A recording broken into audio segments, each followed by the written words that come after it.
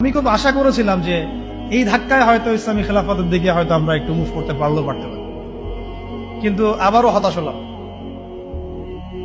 চরমভাবে হতাশ হলাম। আমরা দেখলাম যে মাজলুমের বিজয় হলো, জালেমের পতন হলো, এরকম করে আমরা দেখলাম। ইতিহাসে হয়েছে, ফেরাউন ধ্বংস হয়েছে, নমরুদ ধ্বংস হয়েছে, কিন্তু আমরা যেন ওই ওই ফেরাউনের কবল থেকে নিষ্কৃতি প্রাপ্ত ওই উদ্ধত বনু ইসরায়েলের মতো হয়ে না যায় আবার। বুঝতে পারছেন কথা? ফেরাউনের কবল থেকে মুক্তি পাওয়ার মাত্র 40 দিনের মাথায় বনু ইসরায়েল বাছুর পূজা শুরু করছিল। কত দিনের মাথায়?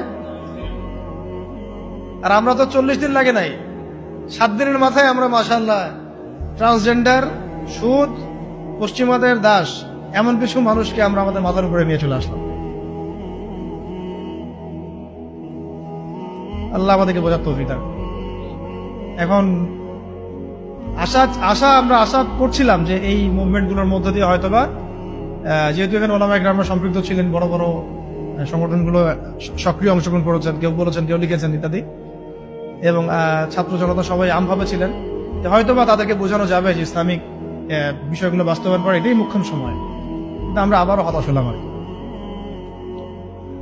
জানি না ভবিষ্যতে কি হবে। আমার আশঙ্কা যে খিলাফা স্টেট এভাবে বাস্তবায়িত হবে না। আর ওই কনসেপ্টটা, এই প্রজন্ম অনেক কিছু করছে, সাহসিকতা দেখাচ্ছে, ওদের মধ্যে উদ্যম আছে, সাহস আছে, জীবন দেওয়ার মানসিকতা আছে, কিন্তু ওদেরকে আমরা তাওহীদ বুঝাইতে পারতেছি না, তাই না?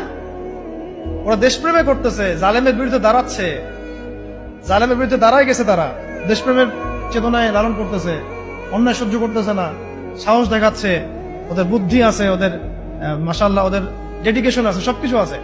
তাওহীদ বুঝাতে পারছি না আমরা যে এই কাজগুলো করতে হবে আল্লাহর জমিনে, আল্লাহর হুকুম কায়েমের জন্য, আল্লাহর জমিনে গণতন্ত্র কায়েম করার জন্য না, আল্লাহর জমিনে এই তথাকথিত জাতীয়তাবাদ আর ধর্মনিরপেক্ষতা কায়েম করার জন্য না। এই ডেডিকেশন গুলোই দরকার আমাদের আল্লাহর জমিনে খিলাফা কায়েম করার জন্য।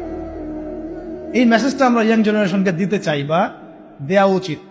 এইটার জন্য আমাদের সবার কথা বলা উচিত, কারণ আমার বিশ্বাস এদেরকে তারা হবে ইনশাআল্লাহ।